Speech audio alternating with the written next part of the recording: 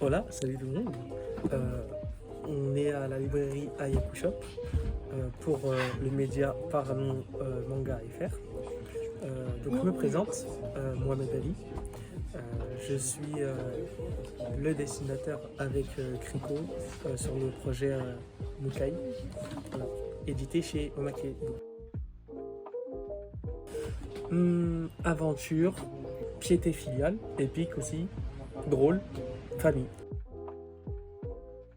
J'ai bien insisté sur le terme piété filiale parce que pour moi, il y a cet aspect, la relation que Mukai il a avec son grand-père et son petit frère. Pour moi, c'est quelque chose qui est très très important. Voilà. Donc c'est déjà la première base pour moi que j'aime bien transmettre en fait. Mukai, du coup, si à Michael, il aurait pu vous expliquer ça, mais je me permets de m'avancer. Mukai, c'est deux syllabes qu'on a tout simplement inversées. Donc ça fait Kaimu. Donc Kaimu, en gros, ça voudrait dire rêve étrange. Et c'est pour ça aussi que dans le manga, il y a aussi cette joute verbale un peu où on dit notre prénom à l'envers pour rentrer dans un rêve. Pour moi, c'est Minaka et Ryu. Minaka parce que j'aime bien, même dans la coupe aussi, on va dire, c'est des traits fun pour moi à dessiner. Et Ryu, il y a un certain charisme aussi que j'aime chez Ryu. One Piece, One Piece pour moi.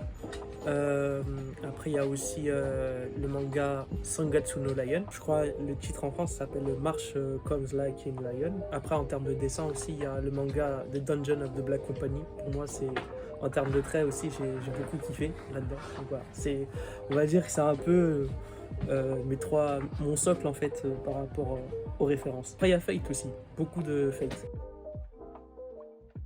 One Piece. C'était sur Instagram et il a repéré mon compte et il m'a envoyé un message.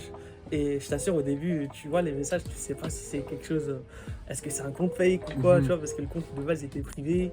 Et tu vois un gars qui est menotté, c'est tiré des pubs qu'il a pu travailler. Mais en gros, de base à l'extérieur, j'étais là en mode, ok, c'est bizarre. Après, on parle, on discute, et après il me propose direct une rencontre sur Paris. Je me dis, vas-y, hein, je tente. Et après, voilà, il m'a un peu pitché l'idée. Après, il m'a demandé directement que je teste une planche vite fait pour voir. Après c'était parti comme ça.